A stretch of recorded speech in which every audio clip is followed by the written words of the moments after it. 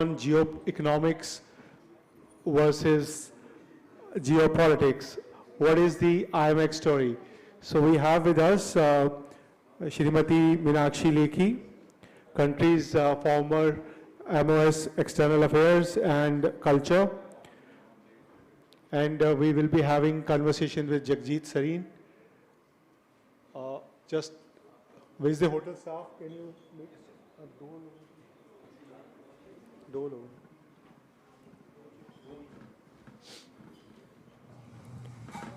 So we will begin with Mrs. Lekhi's keynote, and then she will get into conversation with Jagjit Sareen.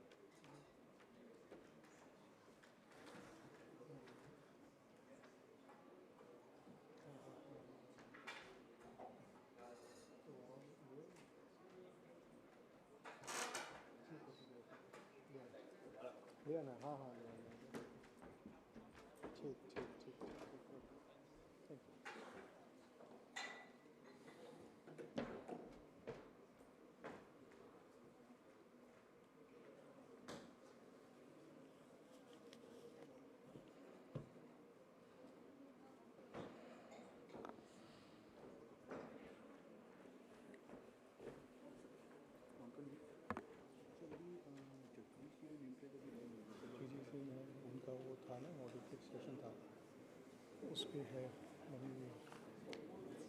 Moderator है सुबह हाँ लेकिन वो वापस हमने रिटर्न कर दिया काहे को करते हैं काम में मीनाक्षी का लगाओ कम से कम मीनाक्षी का भी नहीं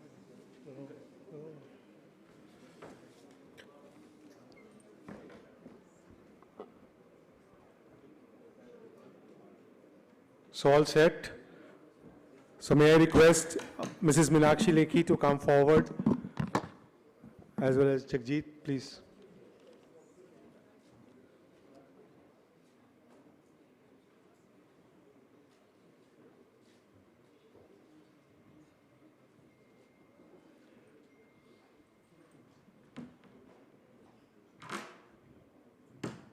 Very much, Anilesh. Thank you, Jagjit. Excellencies, ladies and gentlemen. Pleasure and honor being here. I know it's not the penultimate, but almost the last concluding session of the day. And I must say that all kinds of views have come forward. I had in my mind thought of certain ideas, but after listening to everyone, this is going to be more like a reflection on what I have heard today and where we need to take this conversation forward. When it comes to India, I must say that so far as India is concerned, we stand for cooperation, coordination, and well-being of all. Sabka Saath, Sabka Vikas, or Sabka Prayas is our guiding principle. And when this is our guiding principle, we need to understand that, look, what are the impediments in this idea? And if we study the impediments, we will get to the conclusion where our focus should be. Prime Minister is going to visit Saudi Arabia. And if we look at the two maps, a lot has been discussed. So if we look at the two maps, I want to show you on the screen if we can get the two maps in sequence. One is the ancient civilizational map, India, Indus Valley civilization, having trade links with Roman Empire, and in between, say, Greece and India, we had Bactrian Empire, which was basically led by Indo-Greeks, and on the other front, we had Greco-Roman, which was Greece and Roman Empire, where the two came together. Progenies of the two cultures came together and controlled those areas. Now, if you look at Syria and other region, that was more like Greco-Roman. And if you look at Afghanistan, this was more like Indo-Greeks.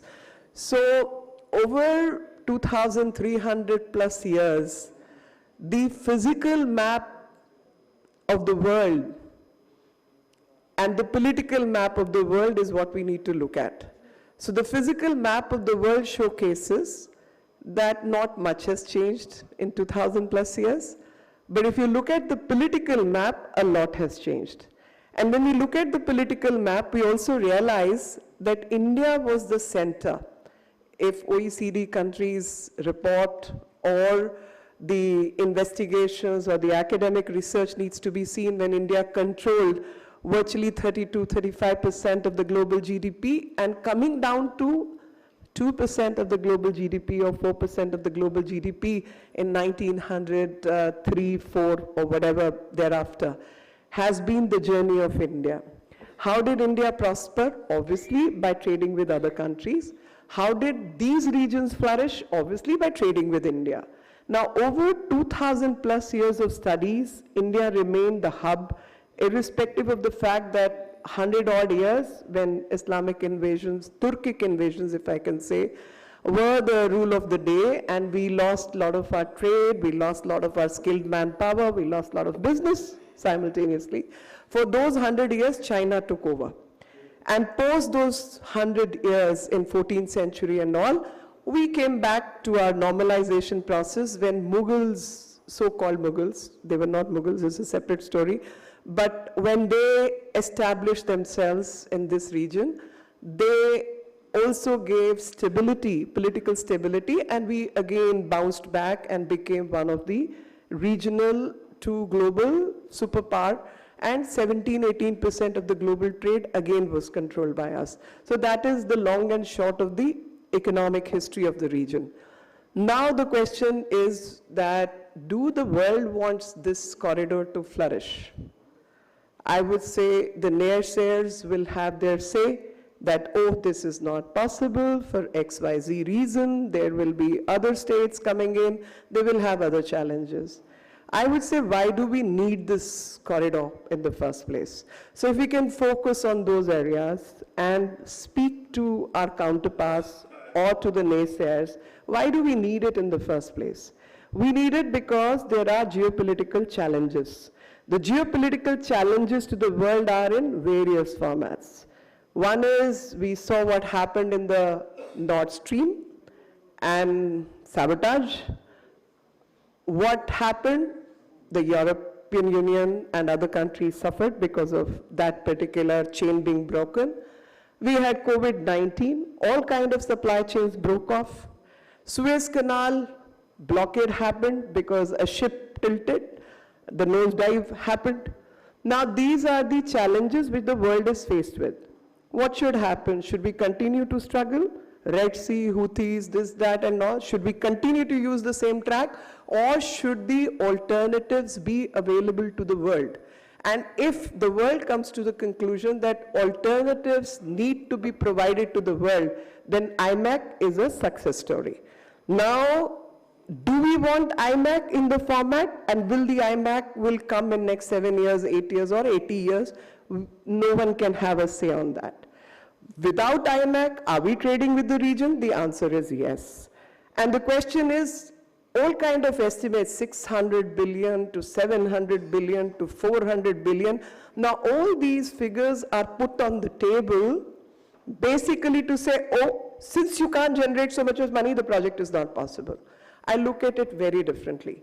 And my thought is, or my two-bit is, that are we trading with UAE? Answer is yes. Are we trading with Saudi Arabia? Answer is yes. Are we trading with Europe? Answer is yes. Are we trading with Russia and Iran? Answer is yes. If we are already trading with these regions, why is it I2U2 versus IMAC versus INSTC? Instead of this, instead of versus this versus that, why is it not all together? Because all alternatives need to be made available to everyone. You want to take I2U2, you're free. You want to take IMAC, you're free. You want to take INSTC, you're free to do that. Rather than have BRI only solution or have Suez Canal as the only solution. Which one do you want? And I think that's where the game is missing. I think there are vested interests who have a narrow vision, and that narrow vision focuses, oh, if this becomes successful, we are going to fail. Damn. If I become successful, everybody else becomes successful with me, because that's been the history of this damn country for 2,000 plus years. India progresses, everybody else progresses with it, and there is peace all around. And that's what we need to discuss. And I would say, IMAC, what is doable is what needs to be done first.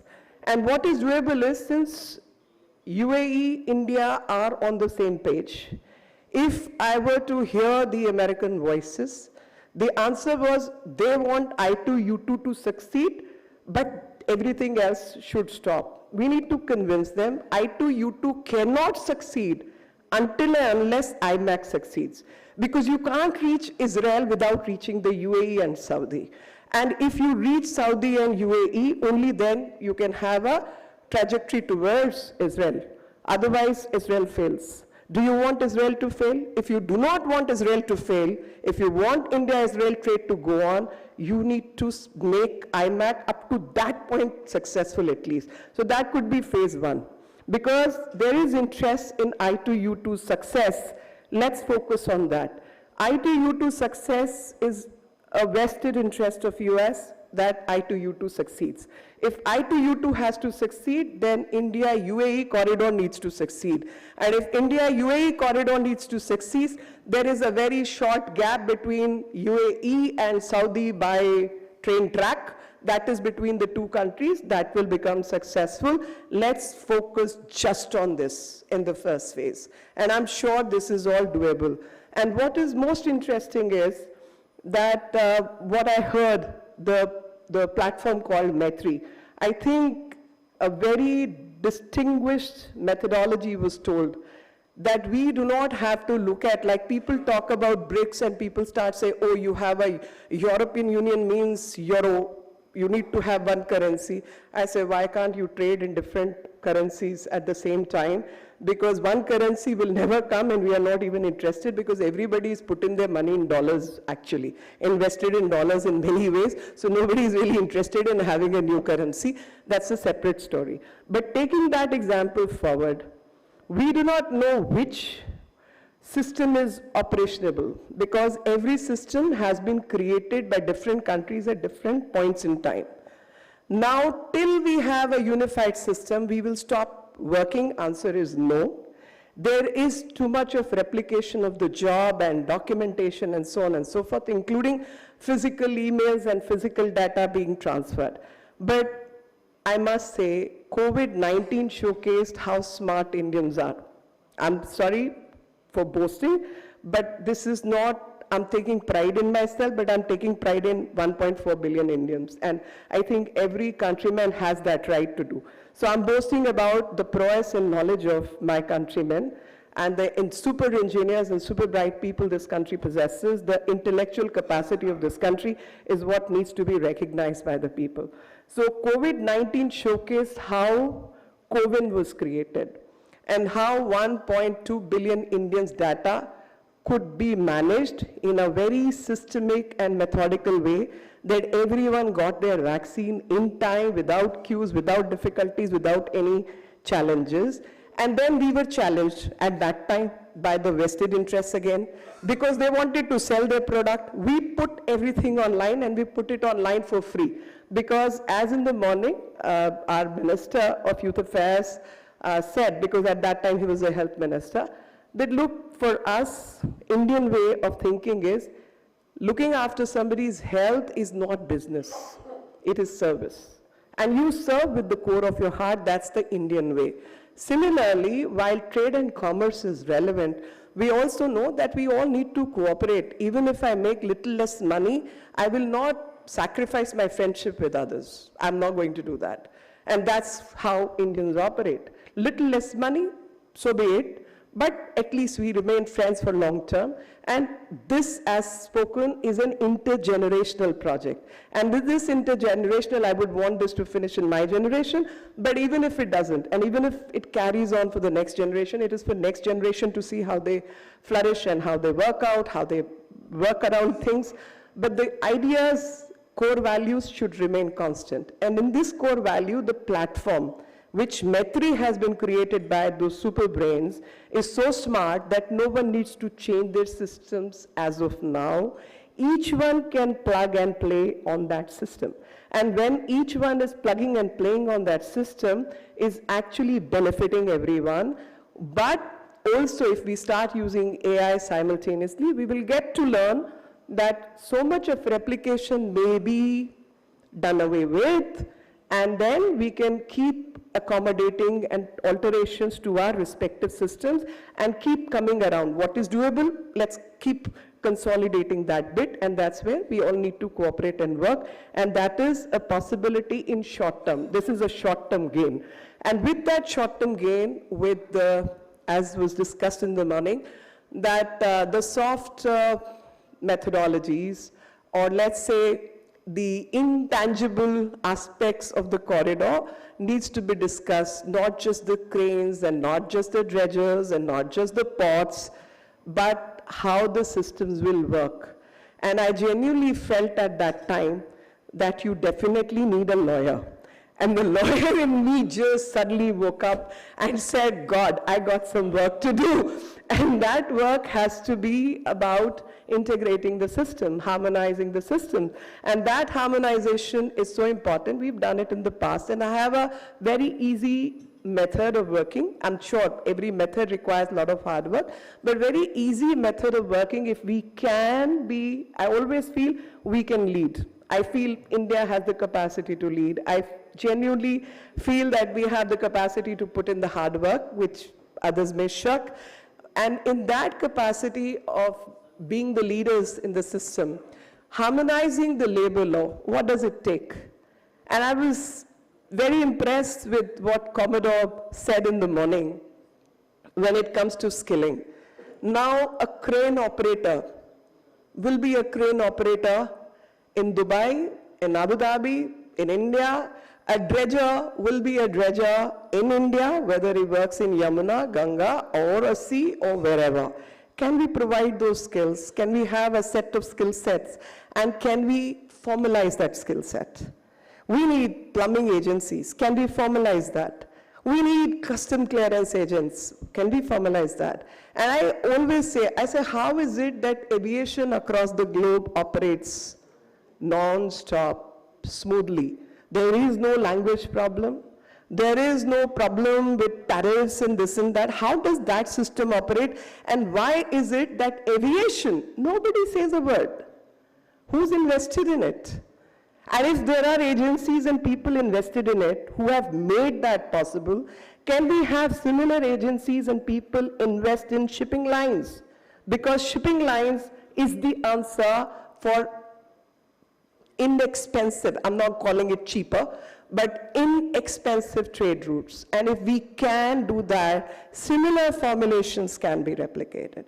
And then this region is going to come across. If we are going to have working and gradual working relationship and a thorough working relationship with the region, can India, UAE, Saudi, Bahrain, Oman, Iran, Russia, Can we all come to a point that we will have similar methodologies of operational methods? Can we devise SOPs? And in case of dispute, where do we go for our trade dispute solution? Can we do it locally? And for that localization, can we start using, say, Gift City? I mean, I have in my mind, can Gift City be converted into an arbitrational tribunal? Can we make that as a possibility of creating that ecosystem around that, which is also very close to the port area? Can we devise something? And with this comes the rail routes, with this comes the inland routes, with all this comes integration of this zone. So if a small zone can become a pilot for rest of the people to co-opt, I'm sure it'll become a success. It is not INSTC versus IMAC versus I2U2 versus XYZ. This is creating solutions to the problems which the world is faced with. And what are those problems? Nordic lane, what happened, we all know. Nordic stream. We all know nose diving of the ship into the Suez Canal. We all know COVID-19, all the supply chains busted. So we are dealing with the problem. IMAC is not the problem. IMAC is the solution to the problem. And that's what people need to understand, that this is giving alternative thinking and alternative routes, which is not versus anyone, this is pro everyone. And I think that's where we need to work at. There are several pillars of unionship, there are several pillars of cooperation, from marine ecology to marine resources to marine tech to education to management to resource management, capacity building, infrastructure development, economy and trade, energy transition, energy transportation itself. So multiple things on which we can work, and skill set training, of course, which is part of capacity building. All those cooperations are possible, and also creating a hub of integration. And this integration is necessary because when everybody becomes a partner, and that's where our difference comes from rest of the corridors. Just a session before, they said, every other corridor failed because India was not the partner. I would put it slightly differently. We are not an exploitative economy. We are an economy of people who believe in the values of heart. And that is so important to deal with, because we believe that 2,000 plus years of the recent history, I call it recent because I normally look at my history as 5,000 BC and 6,000 BC. And we were trading at that time. Lothal is one of the dry dockyard at that time. So since we have those transitions, and if I look at my own map, which I very proudly look at, we see India as a peninsular country. To the east and to the west, we were connected. And we did not usurp any trade route. We did not call our trade route as silk, cotton, or whatever else, because we were trading everything, sugar to coddies, to gold, to silk, to cotton, to food, to rice. We were trading everything. So these were trade routes. And imagine if Pakistan was not there, if Bangladesh was not there, this was all India, as recent as 1947. And if this was all India, where was our connectivity? So artificially, we have been snapped, and artificially, our connectivity has been cut. And artificially, world has been deprived of Indian values, both in terms of material and also the intangible values which India gave to the world. So it's time to not let people usurp that space. And I call it usurpation of my space, because that trade route belonged to me. But you may call it whatever name you want to, cotton to silk to whatever, but that was Indian trade route, because rest of the countries are all artificially created economies and countries. But that artificiality has impacted me, so has it impacted the world. We are creating alternatives. And for creating those alternatives, we all need to work together and tell everyone else, all the naysayers, that look, you have two choices. The choice is to carry on with the existing system, which is Houthis to Red Sea to Suez Canal blockade, or BRI on the other side. The second alternative is to work at the alternatives which we have to offer. With these words, thank you very much. Jai Hind.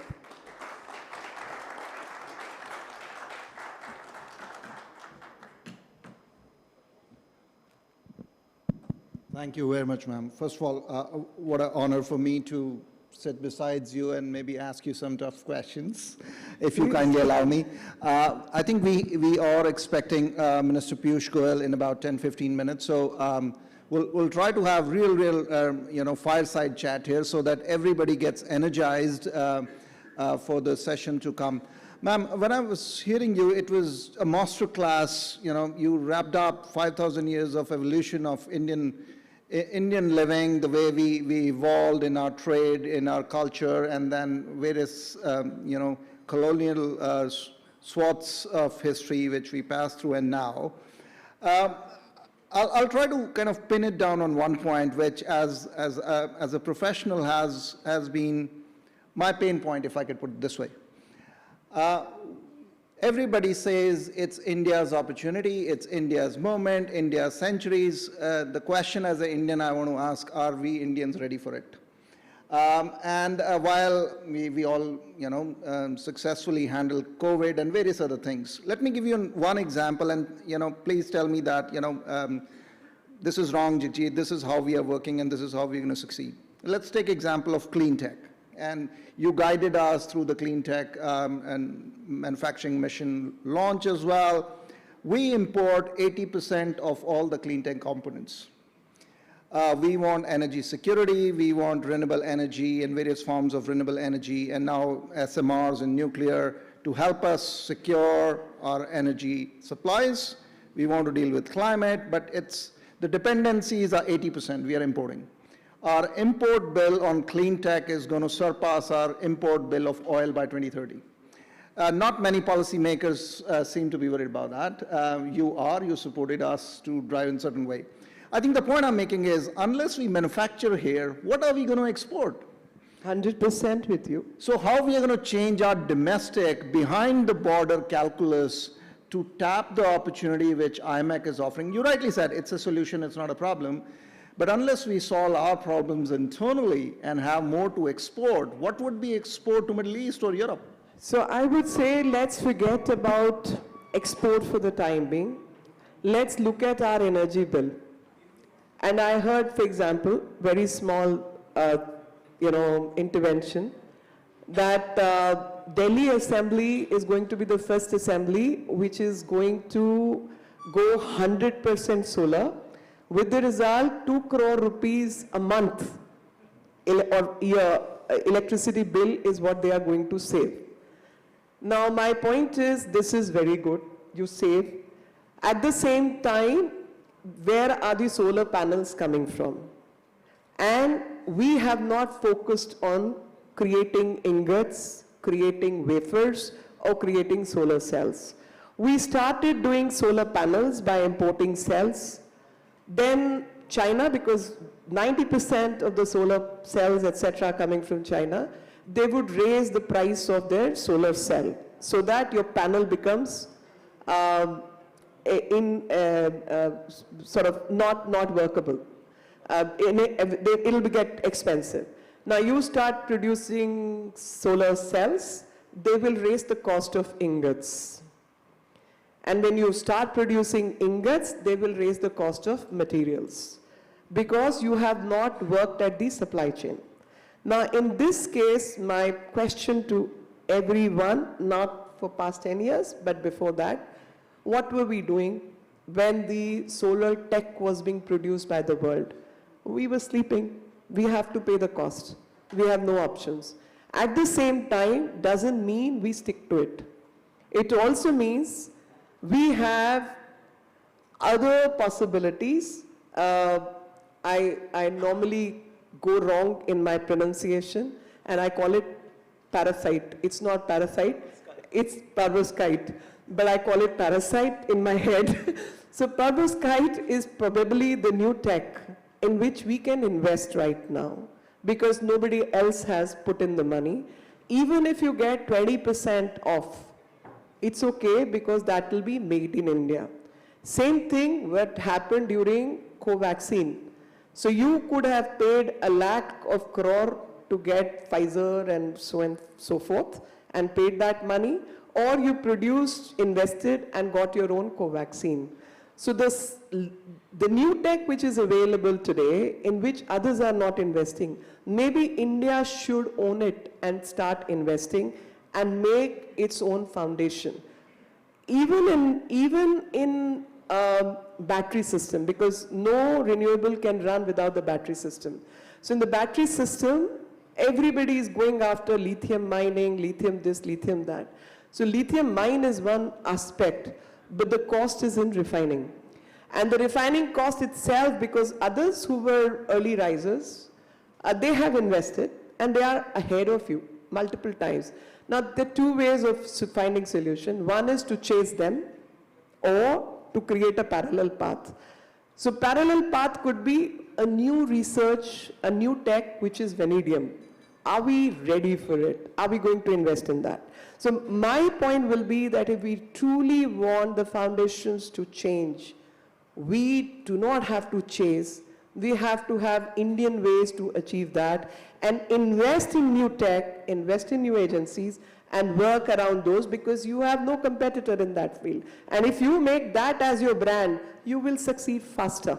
Instead of chasing a leader, someone who's already put in 20, 30 years of work or more than that, you will keep chasing and you'll never be able to compete and meet the ends in economy or even in life. You create your own pathways, and those pathways need not be in competition with others. Where you stand, that's your path, and choose that path. Thank you, ma'am. I think you're just reinforcing that, we have to push ahead with our own industrial competitiveness across the board. Clean tech is one opportunity, digital tech is another, space is another. We have delivered on a cheaper cost bill in all this, where we have put our minds and brains together. The other point... Can I make one please, intervention? Please. So little knowledge can be dangerous, but little knowledge that I feel I have. China succeeded by getting US investments when it needed and getting its tech from Russia when it needed. And Russia and India have cooperated in space tech a lot. And a lot of space tech is also renewable because in space you do not have fuel to carry. Are we willing to get cooperation from them? Are we working enough on that? Or we've just sort of, kept it for another day? So I think that's another opportunity, and this is the right opportunity, when maybe in solar, in pirouette, etc., we should seek help from people and industries where it's possible. Japan can come around. So investing in those kind of technologies and making it available for the civilian use is, I think, is very imperative. And we need to focus on that. That's a very important point, and maybe that's a cue to CIU board, which you are very much part of, is also to maybe bring all the thinkers and CEOs together on the space technology and see what we can help think through in terms of a mission mode for that. So we talked a lot about economics and industrial policy. Let me ask you a geopolitical question. It seems European relations with the United States are in play. Europe is thinking whether to go with China or United States and how to balance in between, and then they have the bear on the side, which is scaring them day and night. Is there an opportunity for us to kind of really have a strategic handshake with Europe? Everybody says, oh, whole of the commission was here. Okay. Give us a sense of the geopolitical handshake, either that has happened or conceivably possible with Europe, which opens up trade opportunities for us, investment opportunities, technology opportunities, Bearing in mind, when I read Draghi's report on competitiveness, they want to re-energize all of Europe. They want to raise hundreds of billions of dollars of new debt to put in the industry, make it competitive, get gas from wherever, and get them out of where they are in terms of economic slowdown. But at a geopolitical level, can we leverage this Trump opportunity to get a grand bargain with Europe? So a couple of things. Again, it's as complex as IMAC itself. The question itself is as complicated, and there are multiple corollary to the question. So one corollary is US-Europe relationship. The other corollary is China-Europe and US relationship. Then India-US, India-Europe relationship, and India-Russia relationship. I have a very strange take on this, and the strange take is coming from the European perspective. So Europeans had no problem buying goods from China. No human right issue, no labor cost issue, no overtime, overwork issue, absolutely no issue, because how cheap is the iPhone, only that mattered.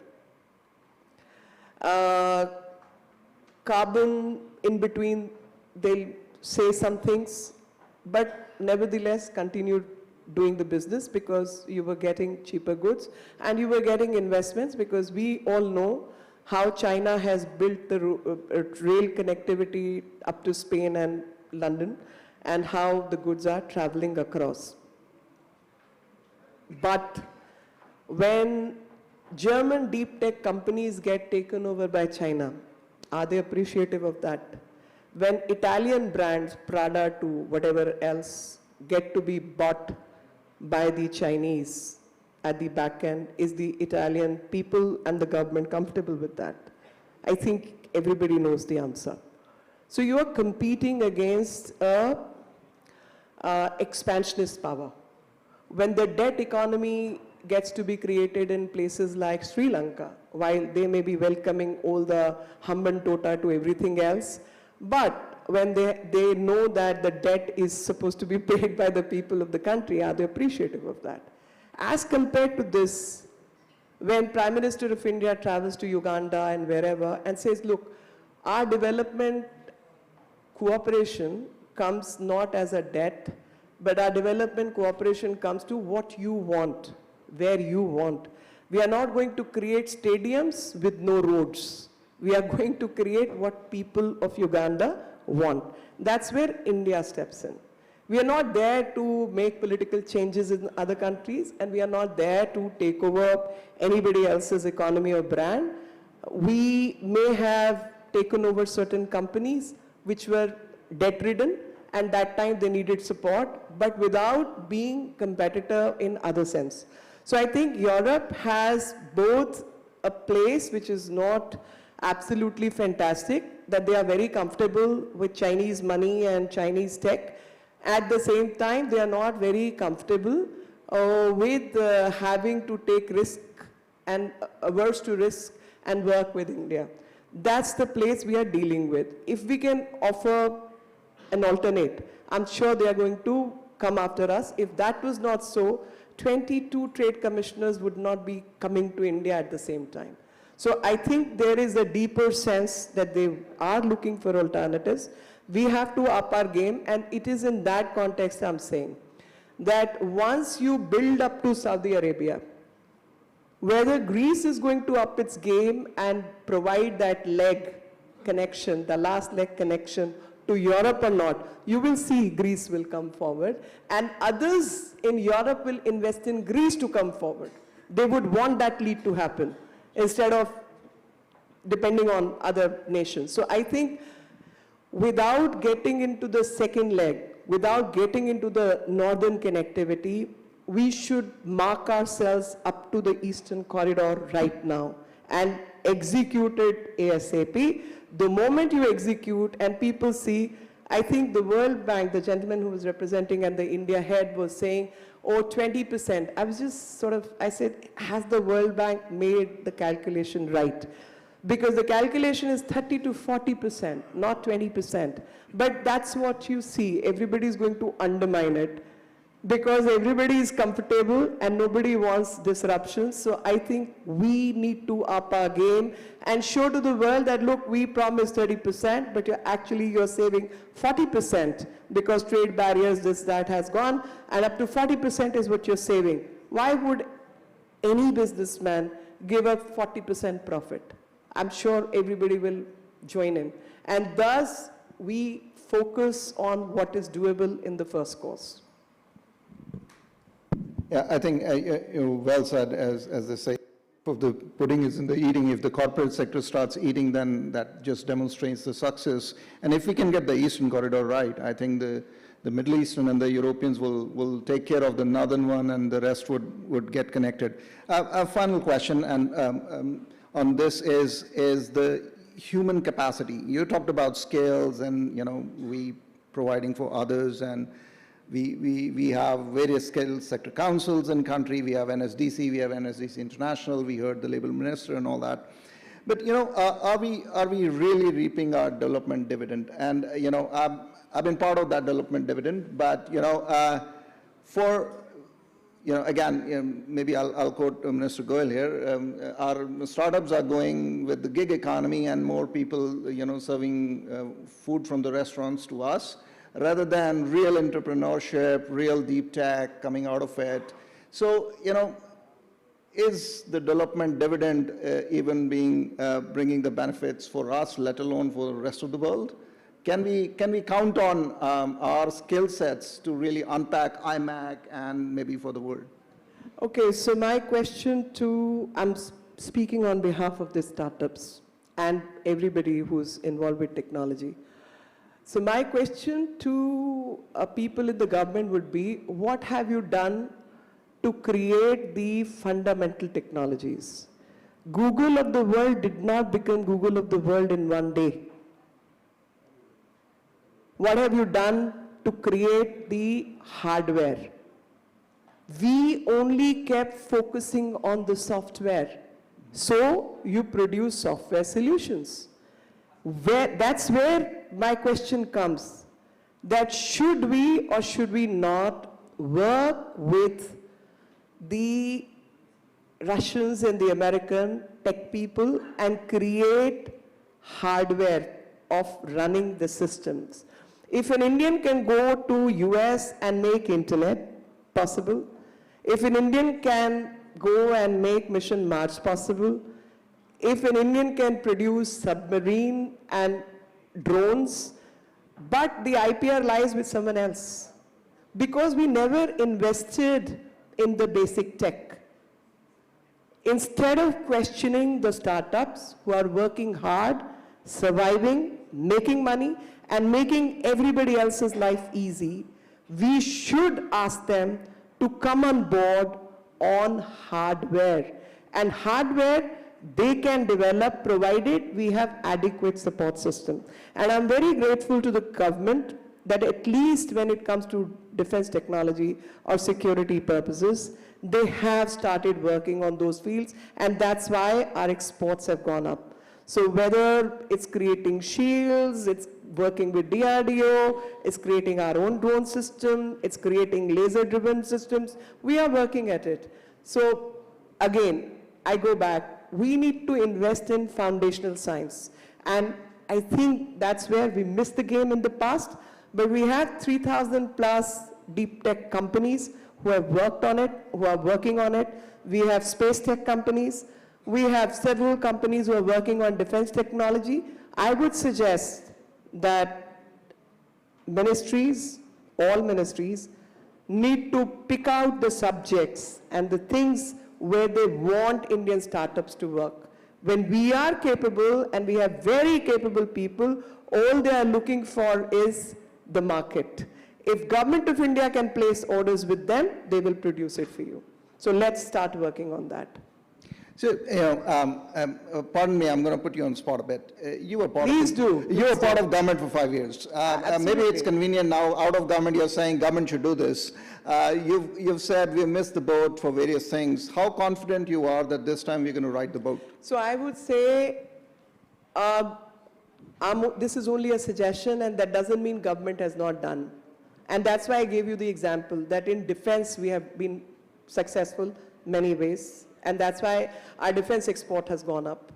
We have been successful. That's why our export has increased to $700 billion, which was just half and less than half 10 years ago. So it's not as if we have not succeeded. We have succeeded, but we have part succeeded. I'm only trying to put the pressure that we need to up our game. And we need to invest more. Like you have brought in PLI. PLI has produced its result in pharmaceutical. And PLI can produce its result in renewable. PLI can produce its result in so many other different tech, and government is trying its best. But everybody needs to come together. We need to have a brainstorming, and I would suggest this team, which has put this program together, needs to have a conversation with the startups on IMAC. What can they do? What do we want them to do? And one short example I will give you. That one problem we were all told that IMAC is an impossibility because who is going to put $600 billion? Okay? That's the question which has been put to all of us.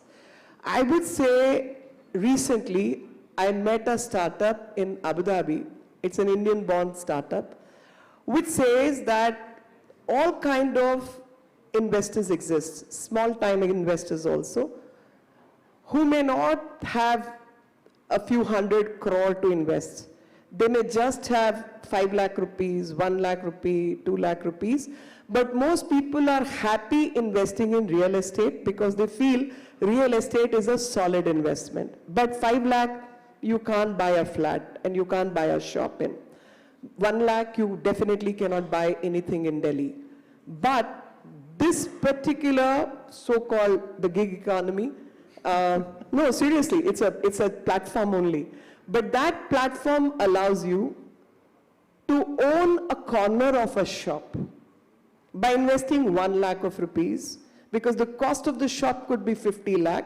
Somebody could have invested 10 lakh, other could have invested 20 lakh, somebody could have invested 15 lakh.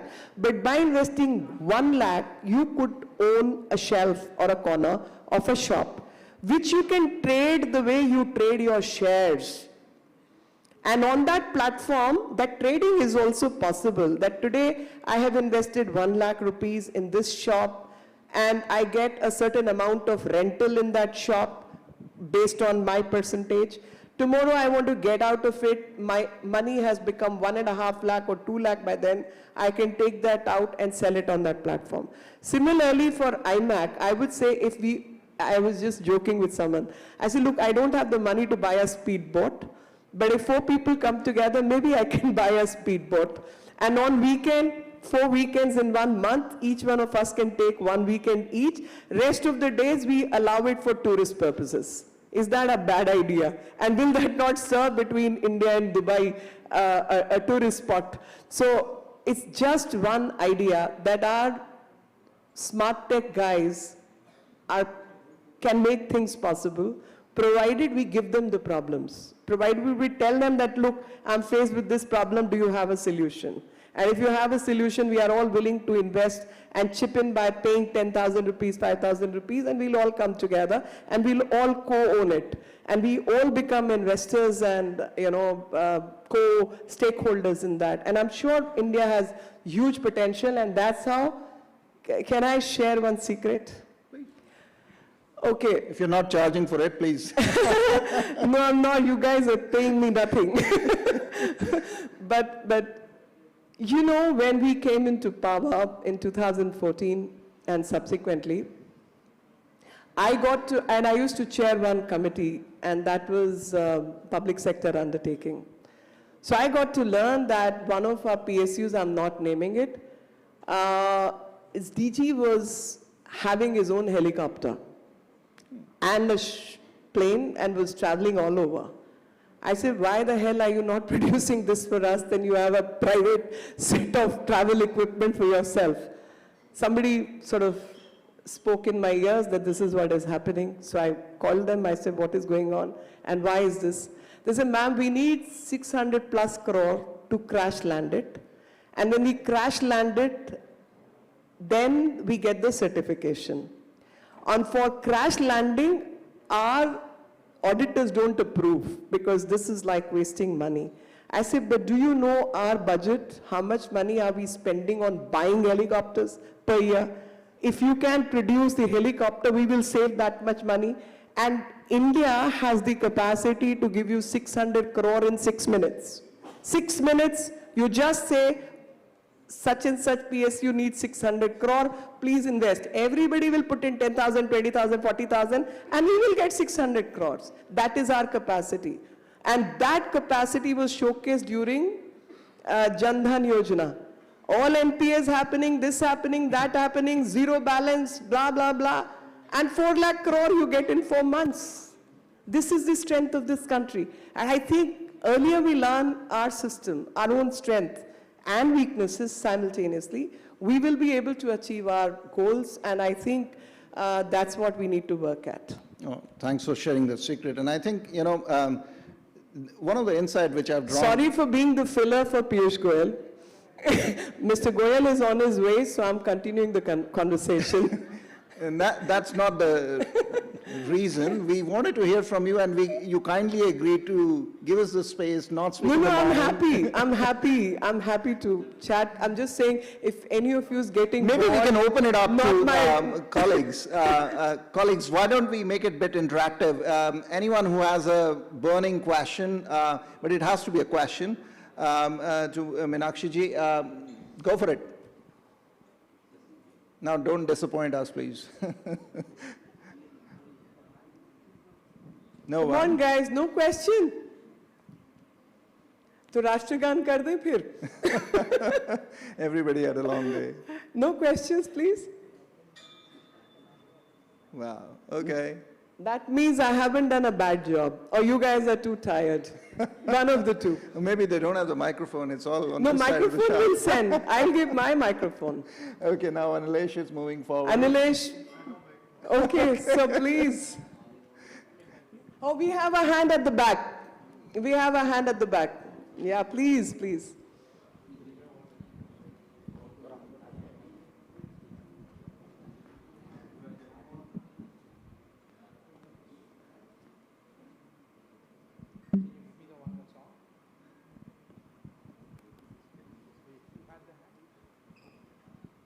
Okay, go for it. Good afternoon, ma'am. Please introduce yourself. I'm Pushpak and I'm with RIS. I work as a consultant. I have a background in international politics.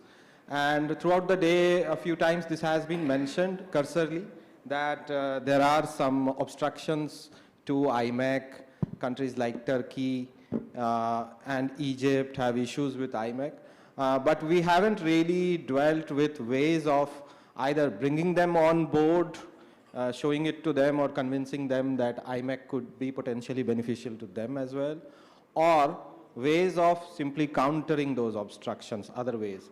So if you have ideas or views on it. Thank you very much, Pushpak. I think I touched upon this, and I touched upon this subject very directly. And my direction was, leave the naysayers for the time being. The inland guys will join in once you produce the result. So our focus should be doing what is doable right now. Have the UAE-Saudi connection done, others will come on board. Otherwise, they can suffer what happened in the Red Sea. We have to be very clear, and our communication has to be very straight. You say we are offering an alternative. You have choices. We are giving you a choice.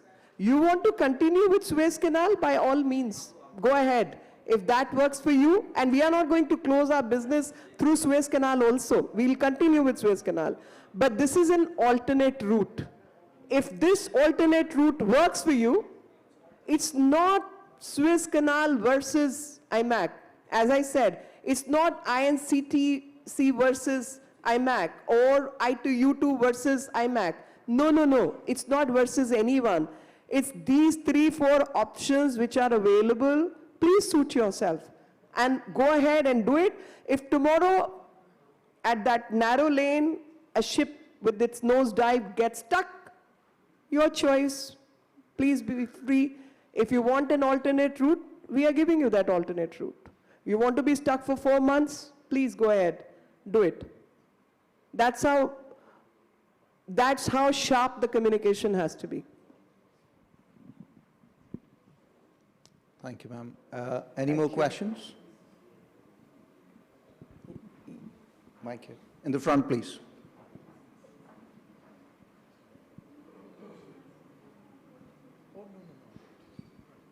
Thank you so much. My name is Bhavya. I have been working with Chase, and now I go to school in fall, University of Chicago Harris School. My question to you, ma'am, is we heard a roadmap given by Mr. Kant in the previous session. Just wanted to have your take on, you touched upon civilizations, you touched upon the values that India hold. According to you, what is the next roadmap or steps that India should take in your view? And secondly, how much more can the youth of the country, become part of this journey? Because right now, a lot of senior leaders in this entire IMAC ecosystem and experts are people who have been in this field for a very, very long time. And young youth may not have that much of, participation in the conversations. So your suggestions of how that can be improved upon. Thank you very much, Bhavya, because looking at you, I can say youth is very much part of our conversations. And since we are discussing future, I would say my generation lost to this game. We are building it. And we are building it for your generation to benefit from it and future generations to benefit from it. So youth very much necessarily has to be part of the conversation, has to be invested in the conversations, has to be invested in the projects, infrastructure development, capacity building, skill training, running the systems. All that has to be done by the youth. And since I normally make that statement that India is the oldest surviving civilization with the youngest population, and thus youth has to be part of the story. And because if India needs to grow, it cannot grow without youth being very much part of the story. Going back to what the Prime Minister said, Gyan. So Garib, youth, Annadata and Nari Shakti, they all need to participate for India to grow. And thus, if IMAC has anything to do with the growth story of India, it cannot complete itself without youth participation. So both as investment, capacity building, benefiting out of it has to be youth focused. And we welcome all the youngsters who are sitting here. Thank you for being here because it's all for your future. And if I could put it on a lighter vein, you're going to derive your pension investments out of these long-term infrastructure projects because that's where the pension funds of the world invest. Your PFs and all, they get invested in these long-term secure projects which have long revenue lines. So it's very much in our interest, if I could call myself part of the youth. I would say invest in the speedboat, go for a ride, have a vacation. That as well.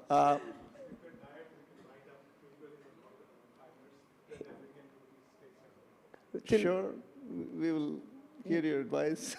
Thank you. We will follow what Anilesh has to say to us. Thank you very, very much. Thank you You've been very so much. generous with your Thank time. you. And thanks for sharing all these insights and Thank you. a clear path and call to action. Let's show some progress. Otherwise we'll keep talking, as they say, till cows come home.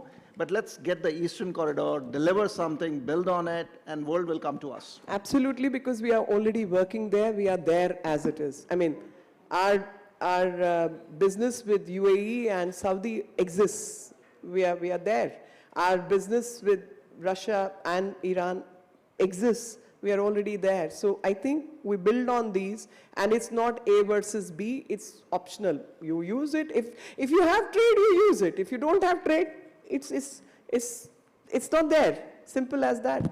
So as I said geography, the political map has changed. The geographical map has not changed. The physical map remains what it is. And these pathways are available. Exploit it for your own good. Thank you very much. A Thank big round you. of applause for her. Thank you, Jagjit. Thank you, Meenakshi ji. May I request Priyadarshi Dash, if he's around, or Ambassador Davre, if you can help us in thanking Meenakshi, Lekhi ji and Jagjit. Ambassador Dave, please.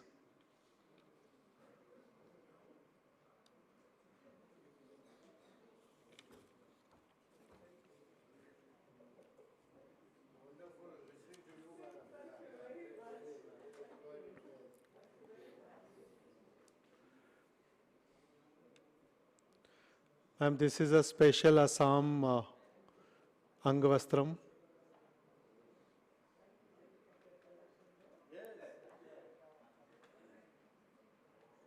Jagjit Sareen.